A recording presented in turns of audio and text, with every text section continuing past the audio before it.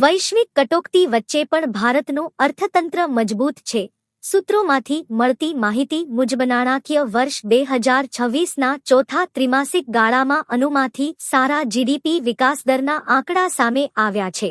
સાંખ્યિકી મંત્રાલય મુજબ નાણાકીય વર્ષ 2025-26 માટે ભારતનો વાસ્તવિક વિકાસ દર અગાઉના વર્ષના 7.1%થી વધીને 7.7% નોંધાયો છે, જ્યારે ચોથા ત્રિમાસિક ગાળા માટે વિકાસ દર 7.8% છે. તેલના ભાવોમાં વધારા પૂર્વે મજબૂત ઘરેલું માંગને પગલે અર્થવ્યવસ્થા સુધરી હોવાનું સમજાય છે. ભાજપ પ્રમુખ નીતિન નવીનના જણાવ્યા અનુસાર જીડીપી ડેટા હાલમાં આર્થિક સુનામીનું નિવેદન આપનારા રાહુલ ગાંધી માટે તમાચા સમાન છે. નેશનલ સ્ટેટિસ્ટિક્સ મિનિસ્ટ્રી મુજબ માર્ચમાં પૂરા થયેલા પૂરા નાણાકીય વર્ષ માટે સરકારને આશા છે કે અર્થવ્યવસ્થા 7.7%ના દરે વધી છે, જ્યારે ફેબ્રુઆરી મહિનામાં 7.6%નું અનુમાન લગાડવામાં આવ્યું હતું. ભારતના જીડીપી દરના આંકડા બતાવે છે કે વૈશ્વિક અનિશ્ચિતતાઓ અને તમામ આર્થિક પડકારો છતાં ભારતીય અર્થવ્યવસ્થા મજબૂત બનેલી છે.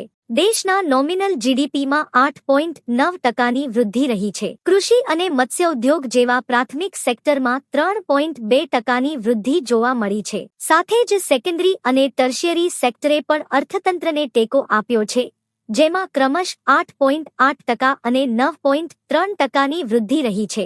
નાણાકીય વર્ષ 2025-26માં જીડીપી 323.12 લાખ કરોડ રૂપિયાએ પહોંચી છે, જ્યારે નાણાકીય વર્ષ 2024-25માં સંશોધિત જીડીપી 299.79 લાખ કરોડે હતી. 2025-26માં મેન્યુફેક્ચરિંગ, વ્યાપાર, સમારકામ, હોટેલ, ટ્રાન્સપોર્ટ, કોમ્યુનિકેશન અને બ્રોડકાસ્ટિંગ તેમજ સ્ટોરેજ સંબંધિત સેવાઓ અને ફાઇનાન્સિયલ, રિયલ એસ્ટેટ તેમજ પ્રોફેશનલ સેવા સેક્ટરમાં બેવડા અંગની વૃદ્ધિ નોંધાઈ છે. આ સાથે મંત્રાલયે સ્પષ્ટ કર્યું હતું કે નવા વર્ષ અને ત્રિમાસિક જીડીપી અનુમાન 27-20 ફેબ્રુઆરી 1926ના જાહેર કરવામાં આવેલી નવી સિરીઝના આધારે તૈયાર થયા છે, જેમાં બેઝ વર્ષને બદલીને 2022-23 કરવામાં આવ્યું છે.